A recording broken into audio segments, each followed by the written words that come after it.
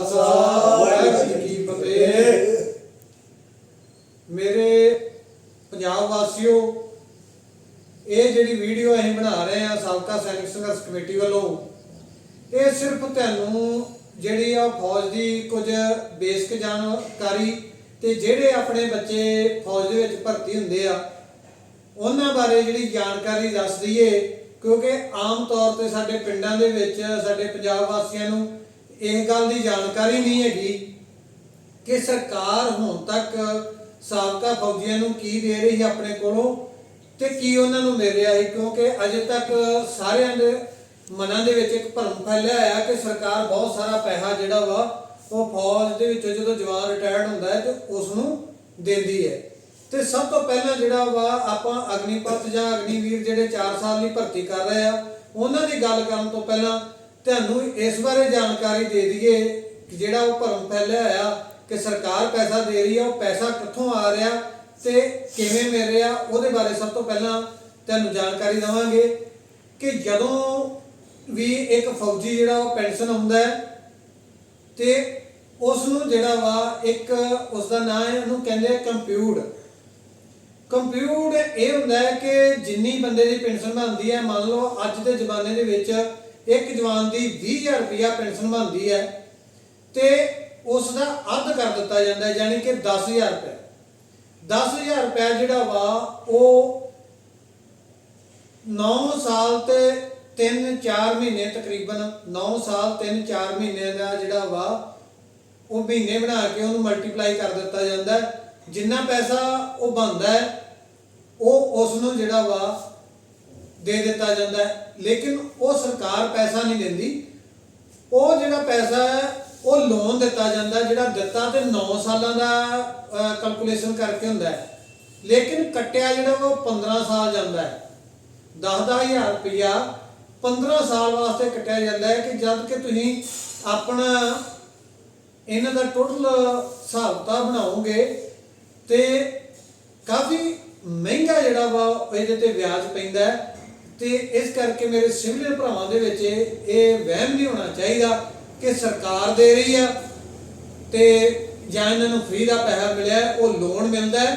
इस करके सानूं जिहड़ी 15 साल जिहड़ा वा पेंशन आउण तो बाद वो ब्याज के रूप दे विच उन्हां नूं देना पैंदा। 15 साल तक साडी पेंशन अद्धी रहिंदी ते 15 साल बाद जाके साडी पेंशन प्रॉपर जिहड़ी पेंशन मिलती है वो वधदी है। उस तो बाद है कि जिहड़ा जवान सर्विस करदा होया शहीद हो जाता है, उन्होंने 20 लाख 30 लाख 50 लाख जिहड़ा वो बीमा है वो केंद्र सरकार अपने कोलों दिंदी है। तो ये भी एक बहुत वड्डिया वहम है। एक्चुअली दे विच की है कि हरेक महीने जिहड़ा वा हरेक जवान का इंश्योरेंस कट्टिया जाता है। उस इंश्योरेंस जिहड़ा वा उहदा ही पैसा वो क्लेम हुंदा है, उहदे विच सरकार अपने कोलों कोई पैसा नहीं दिंदी।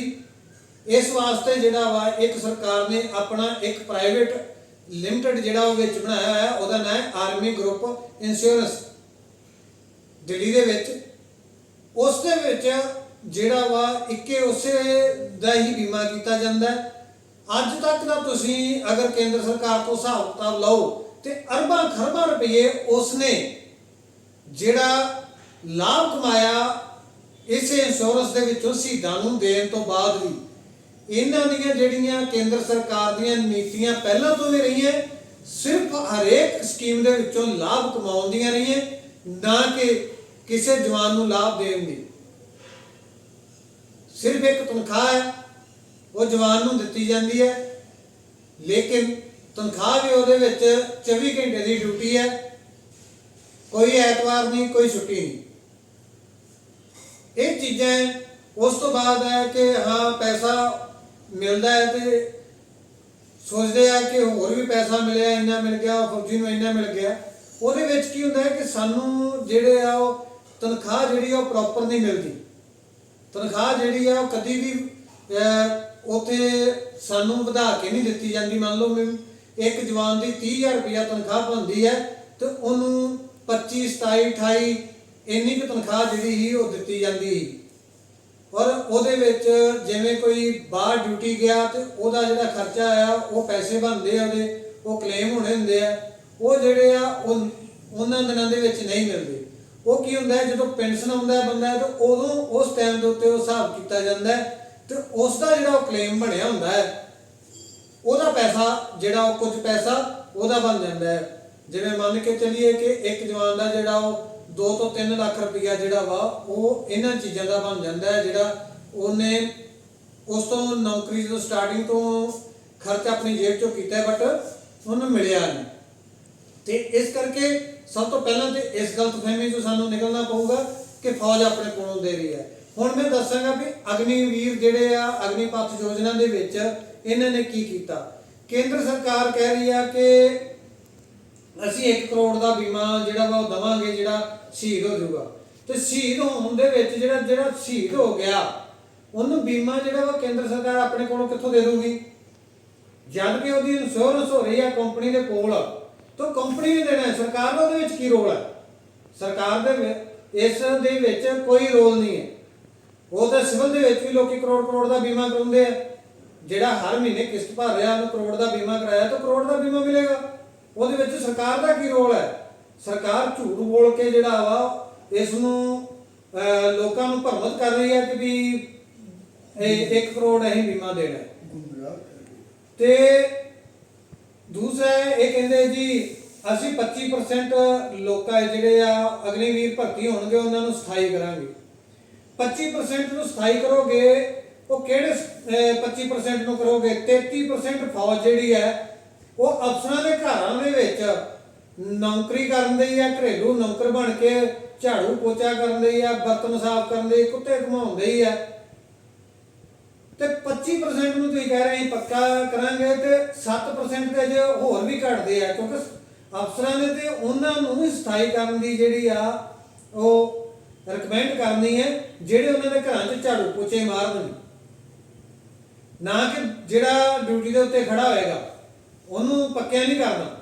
ਇਸ ਕਰਕੇ 7% ਤੇ ਹੋਰ ਇਹਨਾਂ ਨੂੰ ਚਾਹੀਦੇ ਆ ਸਿਰਫ ਆਪਣੇ ਘਰਾਂ ਦੇ ਵਿੱਚ ਨੌਕਰ ਕੰਮ ਕਰਨ ਵਾਲੇ ਜਿਹੜੇ ਉਹਨਾਂ ਨੂੰ ਪੱਕਿਆਂ ਕਰਨ ਲਈ। ਉਸ ਤੋਂ ਬਾਅਦ ਕਹਿ ਰਹੇ ਜੀ ਗ੍ਰੈਜੂਏਟ ਦੀ ਡਿਗਰੀ, ਸਰਕਾਰ ਕਹਿ ਰਹੀ ਹੈ ਕਿ ਅਸੀਂ ਜਿਹੜਾ 4 ਸਾਲ ਬਾਅਦ ਅਗਨੀਵੀਰ ਆਏਗਾ ਉਹਨੂੰ ਅਸੀਂ ਇੱਕ ਗ੍ਰੈਜੂਏਸ਼ਨ ਡਿਗਰੀ ਦਾਂਗੇ। ਤੇ ਮੈਂ ਸਰਕਾਰ ਨੂੰ ਇਹ ਕਹਿਣਾ ਚਾਹੁੰਦਾ ਕਿ ਗ੍ਰੈਜੂਏਸ਼ਨ ਦੀ ਡਿਗਰੀ ਤਾਂ ਪਹਿਲਾਂ ਵੀ ਦਿੱਤੀ ਜਾਂਦੀ ਆ, ਤੁਹਾਡੀਆਂ ਉਹਨਾਂ ਗ੍ਰੈਜੂਏਸ਼ਨ ਡਿਗਰੀਆਂ ਦੇ ਨਾਲ ਅਜੇ ਤੱਕ ਕਿੰਨਾ ਜਿਹੜੇ ਆ ਉਹ ਪਹਿਲਾਂ ਜਿਹੜੇ ਸੈਨਾ ਦੇ ਵਿੱਚੋਂ ਪੈਨਸ਼ਨ ਆਏ ਜਵਾਨ, ਉਹ ਕਿੰਨੇ ਜਵਾਨਾਂ ਨੂੰ ਉਹਦਾ ਲਾਭ ਮਿਲਿਆ ਤੇ ਜਾਂ ਨੌਕਰੀ ਮਿਲੀ ਹੈ। ਉਸ ਤੋਂ ਬਾਅਦ ਸਰਕਾਰ ਕਹਿ ਰਹੀ ਹੈ ਕਿ ਅਸੀਂ ਅਰਧ ਸੈਨਿਕ ਬਲਾਂ ਤੇ ਸਟੇਟ ਪੁਲਿਸ ਦੇ ਵਿੱਚ ਉਹਨਾਂ ਨੂੰ ਪ੍ਰਾਇੋਰਟੀ ਦੇਵਾਂਗੇ। ਤੇ ਮੈਂ ਇੱਥੇ ਇਹ ਕਹਿਣਾ ਚਾਹੁੰਦਾ ਕਿ ਜਦੋਂ ਅੱਜ ਤੋਂ ਪਹਿਲਾਂ ਵੀ ਕੇਂਦਰ ਸਰਕਾਰ ਦੇ ਵੱਲੋਂ ਜਿਹੜੇ ਆ ਰਿਜ਼ਰਵੇਸ਼ਨ ਹੈਗੀ ਆ, ਸਟੇਟ ਪੁਲਿਸ ਵੱਲੋਂ ਰਿਜ਼ਰਵੇਸ਼ਨ ਹੈਗੀ, ਸਟੇਟ ਗਵਰਨਮੈਂਟ ਜਿਹੜੀ ਆ ਪੁਲਿਸ ਦੇ ਵਿੱਚ ਰਿਜ਼ਰਵੇਸ਼ਨ ਦਿੰਦੀ ਹੈ, ਲੇਕਿਨ ਟੋਟਲ ਜਿੰਨਾ ਜਵਾਨ ਪੈਨਸ਼ਨ ਹੁੰਦਾ ਤਾਂ 5% ਨੂੰ ਵੀ ਨੌਕਰੀ ਜਿਹੜੀ ਆ ਉਹ ਨਹੀਂ ਮਿਲਦੀ। ਤੇ ਫਿਰ ਜਿਹੜੇ 75% ਪੈਨਸ਼ਨ ਆਉਣਗੇ ਉਹਨਾਂ ਨੂੰ ਤੁਸੀਂ ਕਿਵੇਂ ਸੈੱਟ ਕਰੋਗੇ? ਕਿ ਇਸ ਜਿਹੜੀ ਸਕੀਮ ਹੈ ਇਹਦੇ ਵਿੱਚ ਤੁਸੀਂ ਜਿਹੜਾ ਉਹ ਦੂਸਰੇ ਦੇਸ਼ਾਂ ਦੇ ਨਾਲ ਕੰਟੈਕਟ ਕਰਕੇ ਉਹਨਾਂ ਦੇ ਦੇਸ਼ਾਂ 'ਚ ਨੌਕਰੀਆਂ ਦਿਵਾਓਗੇ? ਤੁਹਾਡੇ ਦੇਸ਼ 'ਚ ਤਾਂ ਵੈਸੇ ਹੀ ਜਿਹੜੀ ਉਹ ਪਬਲਿਕ ਬੇਰੁਜ਼ਗਾਰ ਇੰਨਾ ਘੁੰਮ ਰਿਹਾ, ਉਹ ਸਿਰਫ ਤੁਸੀਂ ਅਗਨੀਵੀਰਾਂ ਨੂੰ ਦਿਓਗੇ। ਉਸ ਤੋਂ ਬਾਅਦ ਕਹਿ ਰਹੇ ਜੀ ਸਰਕਾਰ ਕਹਿ ਰਹੀ ਹੈ ਇੰਜੀਨੀਅਰਿੰਗ, ਮਕੈਨਿਕ ਤੇ ਕਾਨੂੰਨ ਦਾ ਤਜਰਬਾ ਜਿਹੜਾ ਵਾ ਉਹ ਉਹਨਾਂ ਨੂੰ ਹਾਸਲ ਹੋਊਗਾ ਤੇ ਉਹਦਾ ਲਾਭ ਲੈਣਗੇ। ਲਾਭ ਲੈਣਗੇ ਕਿੱਥੇ? ਲਾਭ ਲੈਣਗੇ ਕਿੱਥੇ? ਇੰਜੀਨੀਅਰਿੰਗ ਕੋਈ ਰੱਖੇਗਾ ਇੰਜੀਨੀਅਰ ਤਾਂ ਉਹ ਇੰਜੀਨੀਅਰਿੰਗ ਜਾਣਗੇ ਨਾ। ਇੰਜੀਨੀਅਰਿੰਗ ਉੱਥੇ ਜਿਹੜਾ ਤੁਸੀਂ 4 ਸਾਲ ਦਾ ਕੋਰਸ ਕਰਾਉਣਾ ਹੈ, ਇੱਕ ਹੈਲਪਰ ਹੀ ਹੋਣਾ ਹੈ ਉੱਥੇ ਵੀ, ਤੇ ਹੈਲਪਰ ਇੱਥੇ ਉਹਨਾਂ ਦੇ ਕੋਲ ਬਥੇਰੇ ਆ, ਉਹਨਾਂ ਨੂੰ ਕੀ ਲੋੜ ਹੈ ਕਿ 20-30 ਹਜ਼ਾਰ ਰੁਪਇਆ ਭਰਨਗੇ। ਸਿਵਲ ਦੇ ਵਿੱਚ 8-10 ਹਜ਼ਾਰ ਚ ਹੈਲਪਰ ਮਿਲਦੇ ਆ, ਤਾਂ ਉਹ ਆਪਣਾ 8-10 ਹਜ਼ਾਰ ਵਾਲਾ ਰੱਖਣਗੇ ਜਾਂ 20-22 ਹਜ਼ਾਰ ਰੁਪਇਆ ਦੇਣਗੇ ਜਵਾਨ ਨੂੰ। ਤੇ ਜੇ ਨਹੀਂ ਦੇਣਗੇ ਜੇ ਤੇ ਫਿਰ ਲਾਸਟ ਦੇ ਉੱਤੇ ਅਗਨੀਵੀਰਾਂ ਨੂੰ ਜਿਹੜਾ 8-10 ਹਜ਼ਾਰ ਦੇ ਉੱਤੇ ਨੌਕਰੀ ਕਰਨੀ ਪਊਗੀ, ਤੇ ਉਹ ਵੀ ਸਰਕਾਰ ਸੋਚ ਨਹੀਂ ਕਰਨ ਦਈ ਹੈ। ਉਹਨਾਂ ਬਾਰੇ ਕੀ ਸੋਚਿਆ? ਫਿਰ ਕਹਿ ਰਹੇ ਆ ਸਰਕਾਰ ਕਹਿ ਰਹੀ ਕਿ ਅਸੀਂ ਅਗਨੀਵੀਰਾਂ ਨੂੰ ਸੈੱਟ ਹੋਣ ਵਾਸਤੇ ਸਸਤਾ ਬੈਂਕ ਲੋਨ ਮੁਹੱਈਆ ਕਰਵਾਵਾਂਗੇ। ਸਸਤਾ ਬੈਂਕ ਲੋਨ ਮੁਹੱਈਆ ਕਰਵਾਓਗੇ ਤੁਸੀਂ?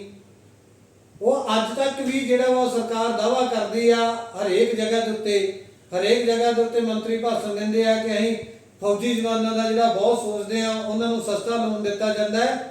तो अज तक कभी केंद्र सरकार ने या किसी ने ये चैक किया कि जिहड़ा अज तो पहला जिहड़े साबका फौजियों को लोन दिता जाता ही वो किन्ने % के हिसाब नाल दिता जाता है, वो तो वैसे ही सिविल दे जिन्ना मिल रहा उस हिसाब नाल दिता जा रहा। तो फिर की तुसीं इहो ही सस्ता लोन अग्निवीरां नूं दोगे? यानी कि ये भी कोई फैसिलिटी नहीं, सिर्फ जिहड़ा भरम पैदा किए जा रहे हैं, गलत कहा जा रहा। फिर इन्हें कहा जी कंपनियां वड्डियां वड्डियां कंपनियां नौकरियां देणगियां, वड्डियां वड्डियां कंपनियां अडानी अडानी नौकरियां देणगे, कित्थे देणगे? गेटां दे उत्ते खड़े करनगे, चौकीदार की नौकरी देणगे, जां ते कोटा कर दिओ कि इन्ना % कंपनी दे विच क्लैरिकल अग्निवीर होणगे, इन्ने % जिहड़ा वा महकमे च होणगे। पर नहीं, भाजपा के एक मंत्री ने भी कल परसों बयान दिता है कि सानू लोड़ पैगी तो असीं भी अपने जिहड़े आ जिहड़े चौकीदार है वो अग्निवीरां नूं रखांगे। मतलब सरकार की पिछों तो इन्नी सोच घटिया है कि सिर्फ इन्हों अडानी अबानी होने का फिक्र है कि उन्होंने चौकीदार पूरे होने चाहिए। फिर अगे कह रही है सरकार के जिहड़ा 4 सालों के अग्निवीर नूं 7-8 लाख रुपया जी तनख्वाह मिलेगी। 7-8 लाख रुपया तनख्वाह तुसीं दसती, तुसीं दस्सिया खर्चा, उन्हें आना है जाना है, राह दे विच मूँह बन के तो आएगा नहीं वो। उस तो बाद उन्हें वर्दियां जिहड़ियां पेमेंट होंदियां असीं नौकरी करके सानू नहीं पता, 2000 तो थले वर्दी नहीं बनती, नौकरी वो वर्दियां जिहड़ियां वो बनदियां, बेल्टां पेमेंट आउणी है, बूट पेमेंट आउणे है, पास पेमेंट आउणी है, लीड़ा कपड़ा धोण दा खर्च, दूसरा सब कुछ वो तुसीं कैलकुलेशन कीती की बचना इन्हां नूं? जिहड़ा आएगा 4 साल नौकरी करके उस तो बाद वह विआह होएगा, वो विआह का खर्चा अपना पूरा कर लेगा, वो 12 लाख चों उन्होंने घर बनाने की लोड़ है, वो अपने इंडिपेंडेंट हो गया, वड्डा हो गया, तो घर माँ प्यो तो या दूसरे भैन भरावां तो अलग बनाना पेगा कि इन्ने 11-12 लाख दे विच अपना घर बना के सैट हो जाएगा, विआह करा लेगा, जां कोई घर दे विच कोई होर काम है तो वो हो जाएगा उहदा। ते ये भी सारा कुछ जिहड़ा वो भरम भुलेखे पाए जा रहे हैं 7-8 लाख 12 लाख का कह के। इस तो बाद कह रहे हैं कि नौजवानों लिए सरकार कह रही नौजवानों लिए बहुत लाभदायक है। इत्थे मैं ये कहना चाहूँगा कि वाकई जे एडी वधिया लाभदायक स्कीम है तो बहुत बहुत धन्नवाद है केंद्र सरकार का। ते असीं जिहड़ा वा अपील करते हैं, असीं कोई ऑब्जैक्शन नहीं करांगे, असीं सरकार का साथ देवांगे। हरेक जिन्ने भी मंत्री है, हर एक मंत्री का जिहड़ा 17 साल तो लैके 42 साल का बच्चा है वो 4 सालों वास्ते अग्निवीर सैना दे विच भर्ती किया जाए, उन्होंने 4 साल नौकरी कराई जाए। अगर वो बार्डर के उत्ते शहीद हुंदा है 1 करोड़ रुपया तो उन्होंने जिहड़ा मिलना इंश्योरेंस का 1 करोड़ रुपया जिहड़ा वो साडी साबका सैनिक संघर्ष कमेटी देवेगी उन्होंने, ताकि साडे मंत्रियों नूं भी ये गर्व होवे जिस तरह साडे नॉर्मल किसानां जवानां नूं ये एहसास हुंदा है कि मैं देश के उत्ते मेरा बच्चा जिहड़ा वा देश खातर लड़दा है शहीद होया तो मैनूं गर्व है। उस तरह साडे मंत्रियों नूं भी गर्व होना चाहिए। असीं उन्हां नूं 1 करोड़ रुपया एक्स्ट्रा अपने वल्लों देवांगे। अगे फिर कह रहे कि विशेष एक इन्होंने बाद दोबारा एक प्रेस कॉन्फ्रेंस किया है, इन्होंने वास्ते वे विशेष आरक्षण देवांगे। विशेष आरक्षण किहड़ी चीज़ दोगे तुसीं, वो क्लैरीफाई नहीं कर रहे। मैं वही गल कह रहा बार बार कि तुसीं सिर्फ इन्हों चौकीदारां दी नौकरी वास्ते रखना है। पहला चौकीदार देश जिहड़ा है वो नेपाल नूं कहा जाता है, हुण केंद्र सरकार जिहड़ी आ ਉਹਦੇ ਕੋਲੋਂ नेपाल ਦੇ ਕੋਲੋਂ रुतबा खो के इंडिया गौरमेंट जिहड़ी आ इंडिया का नाम जिहड़ा चौकीदारां दा देश रखना चाहुंदी आ, क्योंकि हरेक 4 साल बाद लाख के तकरीबन बंदा जिहड़ा बेरोजगार हो के सिक्योरिटी गार्ड खड़िया करदा है। फिर इत्थों सारे विदेशों के विच जिहड़े आ सस्ते भाव दे जिहड़े आ सिक्योरिटी गार्ड जने चौकीदार जने आ ते वर्ल्ड दे विच जिहड़ा वो साडा नाम होएगा कि भारत जिहड़ा चौकीदारां दा देश है। फिर अगे कह रहे हैं कि जिहड़ा अग्निवीर 4 साल की नौकरी करके आएगा वो बहुत वड्डा देश भगत देश को समर्पित होगा। तो मैं पूछना चाहता इत्थे केंद्र सरकार नूं 4 साल बाद जदों बंदे दे कोल कोई काम नहीं होएगा, रोजगार नहीं होएगा, वो 4 सालों बाद आन के अपने आप को ठगिया महसूस करेगा, तो की वो देश को समर्पित रह पाऊगा? इतिहास गवाह है अज तक जदों भी किसी फौजी के नाल गलत होया जां किसी नाल जिहड़ा धक्का होके उन्होंने फौज दे विचों कढ़िया गया ते उन्हें गुस्से दे विच आके देश के खिलाफ जिहड़ा वा वो दुश्मन के नाल सहयोग दिता है। इतिहास गवाह है इस चीज़ का कि जदों किसी का कोर्ट मार्शल किया गया, नजायज़ अफसरां ने कीते आ जां किते कीते आ जां किवें करके उन्होंने फौज के विचों इल्जाम लगा के बाहर कढ़िया गया, तो उन्होंने विचों मैक्सिमम जिहड़े आ वो देश विरोधी कार्रवाइयां दे विच शामिल पाए गए। इस करके देश भगती तद तक ही हो सकती है जब तक पेट दे विच रोटी है। जदों पेट भुखा है तो देश भगती कोई मायने नहीं रखती। फिर कह रहे जी अगले एक पॉइंट है कि साडे जरनल और साडे मंत्री कह रहे हैं कि सेना कोई रोजगार का साधन नहीं है, रोजगार नहीं गा। तो मैं पूछना चाहता कि भाजपा का मंत्री है वीके सिंह जिहड़ा जल थाना अध्यक्ष ही, सिर्फ 6 महीने की नौकरी वास्ते सुप्रीम कोर्ट दे विच जिहड़ा केस दर्ज करके 6 महीने की नौकरी वधाउण दी पूरी कोशिश की। पूरे वर्ल्ड वाइड दे विच जिहड़ा वा देश की बदनामी हुई कि एक जिहड़ा वा थल सेना मुखी जिहड़ा वा केंद्र सरकार के खिलाफ जिहड़ा वा कोर्ट दे विच गया, जद कि अज तक के इतिहास दे विच पूरी वर्ल्ड दे विच इहो कोई है नहीं गी, मिसाल नहीं है। ते दूसरी गल ये कि जे सेना रोजगार का साधन नहीं है तो जिहड़े मंत्री है जिहड़े MLA MP बनते हैं कि वो रोजगार का साधन है? उन्हां बारे तो जिहड़ा वा कानून दे विच भी लिखिया होया और खुद भी सारे ये कहिंदे आ कि जी असीं देश सेवा करना है।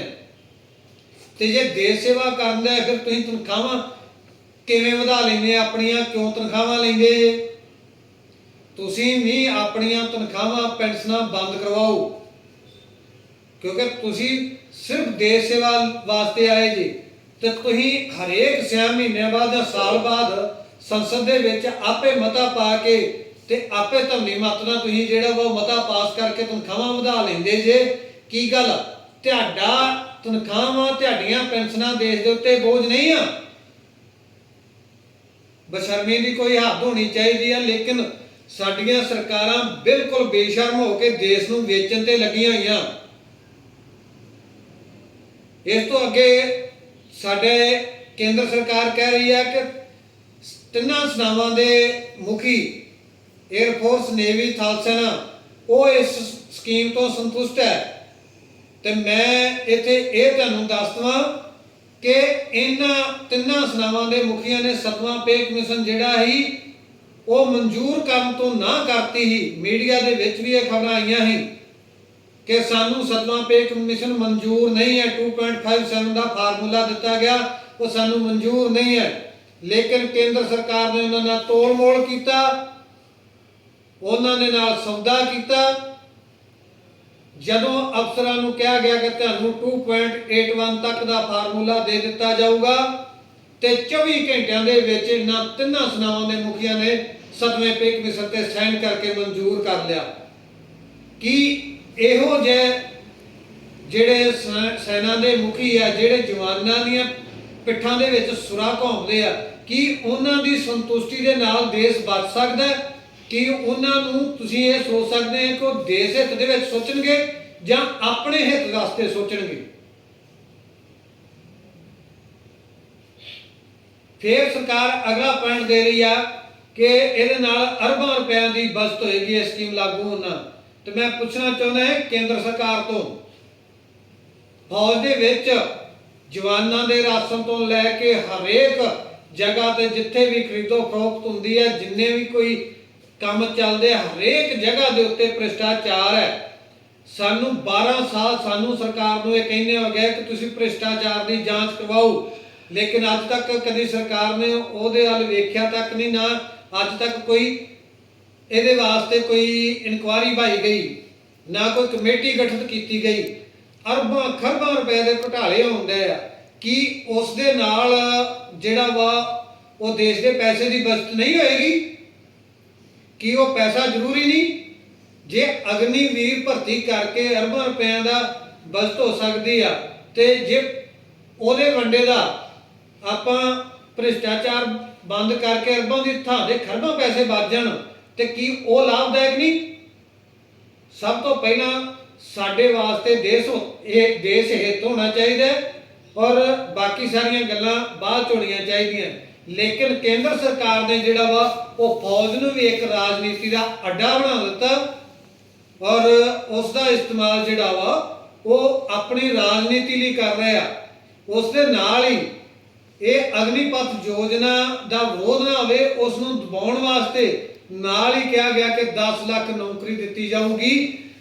ਤੇ ਸ਼੍ਰੀਮਾਨ ਜੀ, ਅਸੀਂ ਪੁੱਛਣਾ ਚਾਹੁੰਦੇ ਹਾਂ ਕਿ ਜਦੋਂ ਕੇਂਦਰ ਸਰਕਾਰ ਹੋਂਦ ਦੇ ਵਿੱਚ ਆਈ ਤੇ 2 ਕਰੋੜ ਨੌਕਰੀ ਦਾ ਵਾਅਦਾ ਕੀਤਾ ਗਿਆ ਸੀ, ਅੱਜ 2 ਕਰੋੜ ਤੋਂ 10 ਲੱਖ ਤੇ ਆ ਗਏ ਤੁਸੀਂ, ਤੇ 10 ਲੱਖ ਤੇ ਆਪਣੇ ਸੁੱਖ ਨਾਲ ਅਗਨੀਵੀਰ ਵੀ ਭਰਤੀ ਹੋ ਜਾ ਕਰਨੇ ਆ, ਤੇ ਉਹਨਾਂ ਦਾ ਕੀ ਕਰੋਗੇ? ਉਹ 10 ਲੱਖ ਤੇ ਫਿਰ ਅਗਨੀਵੀਰ ਵੀ ਤੁਹਾਡੇ ਸੈਟਲ ਨਹੀਂ ਹੋਣੇ, ਤੇ ਫਿਰ ਕਿਵੇਂ ਦੇਸ਼ ਨੂੰ ਅੱਗੇ ਆਪਾਂ ਵਧਾਵਾਂਗੇ? ਲੋੜ ਹੈ ਨੀਤੀਆਂ ਬਦਲਣ ਦੀ, ਲੋੜ ਹੈ ਨੀਤ ਨੂੰ ਸਾਫ਼ ਕਰਨ ਦੀ, ਨਾ ਕਿ ਸੈਨਾ ਨੂੰ ਤੋੜਨ ਦੀ ਤੇ ਦੇਸ਼ ਨੂੰ ਕਮਜ਼ੋਰ ਕਰਨ ਦੀ। ਇਸ ਲਈ ਅਸੀਂ ਸਮੂਹ ਦੇਸ਼ ਪ੍ਰੇਮੀਆਂ ਨੂੰ, ਦੇਸ਼ ਵਾਸੀਆਂ ਨੂੰ ਇਹ ਅਪੀਲ ਕਰਦੇ ਹਾਂ ਕਿ ਸਾਰੇ ਵੀਰ ਭਰਾ ਦੇਸ਼ ਵਾਸੀ ਇਸ ਦਾ ਵਿਰੋਧ ਕਰਨ, ਆਪਣੇ ਆਪਣੇ ਲੈਵਲ ਤੇ ਲਿਖਤ ਦੇ ਵਿੱਚ ਡੀਸੀ ਐਸਡੀਐਮ ਵਗੈਰਾ ਜਿੰਨੇ ਵੀ ਅਧਿਕਾਰੀ ਹੈ ਇਹਨਾਂ ਦੇ ਥਰੂ ਕੇਂਦਰ ਨੂੰ ਮੰਗ ਪੱਤਰ ਭੇਜੇ ਜਾਣ, ਇਹਦਾ ਵਿਰੋਧ ਦਰਜ ਕੀਤਾ ਜਾਵੇ। ਅਗਰ ਹੁਣ ਅਗਨੀਵੀਰਾਂ ਦੀ ਜਿਹੜੀ ਭਰਤੀ ਹੋ ਰਹੀ ਆ ਉਸ ਨੂੰ ਉਸ ਵਿੱਚ ਜਿਹੜੇ ਆਪਣੇ ਬੱਚਿਆਂ ਨੂੰ ਭਰਤੀ ਹੋਣ ਲਈ ਨਾ ਭੇਜਿਆ ਜਾਵੇ। ਹੁਣ ਜਿਹੜੀ ਵੀ ਭਰਤੀ ਹੁੰਦੀ ਹੈ ਉਸ ਦੇ ਵਿੱਚ ਆਪਣੇ ਬੱਚਿਆਂ ਨੂੰ ਨਾ ਭਰਤੀ ਕਰਵਾਇਆ ਜਾਵੇ। ਇਹਦੇ ਵਿੱਚ ਜਿਹੜੀ ਆ ਉਹ ਸਾਰੇ ਇਕਮਤ ਹੋ ਕੇ ਪੂਰੇ ਦੇਸ਼ ਵਾਸੀ ਇਹ ਕਹਿਣ ਕਿ ਇਹਦੇ ਵਿੱਚ ਜਿਹੜੀ ਆ ਪ੍ਰਾਇੋਰਟੀ ਮੰਤਰੀਆਂ ਦੇ ਬੱਚਿਆਂ ਨੂੰ ਮਿਲੇ, ਤੇ ਇਹਨਾਂ ਨੂੰ ਜਿਹੜਾ ਵਾ ਇਹ ਦੇਸ਼ ਸੇਵਾ ਕਰਨ ਤਾਂ ਕਿ ਇਹਨਾਂ ਨੂੰ ਪਤਾ ਲੱਗੇ। ਸੋ ਇੰਨੀਆਂ ਗੱਲਾਂ ਕਰਦੇ ਹੋਏ ਖਿਮਾ ਦੇ ਜਾਚਕਿਆਂ, ਵਾਹਿਗੁਰੂ ਜੀ ਕਾ ਖਾਲਸਾ, ਵਾਹਿਗੁਰੂ ਜੀ ਕੀ ਫਤਿਹ।